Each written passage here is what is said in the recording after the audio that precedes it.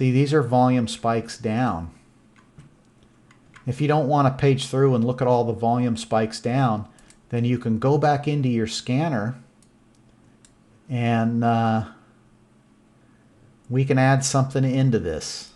Let's say we like on balance volume when it's making a new high. So let's find OBV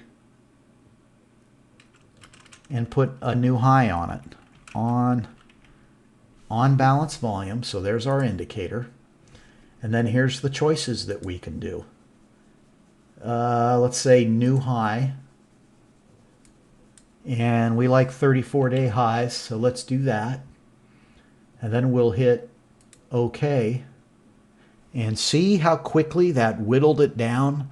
So before there was 70 stocks on here to look at. Now there's only 29.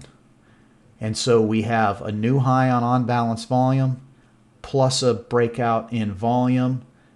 If you were looking for a stock to buy, this one may not be a bad one to get. Even though it's all the way extended, it's coming out of a consolidation period. You have this long base.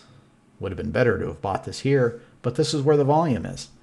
Now, buying a stock all the way up at these price levels after this huge run is a little bit more risky, but that doesn't mean you're going to lose money. It just means there's more risk.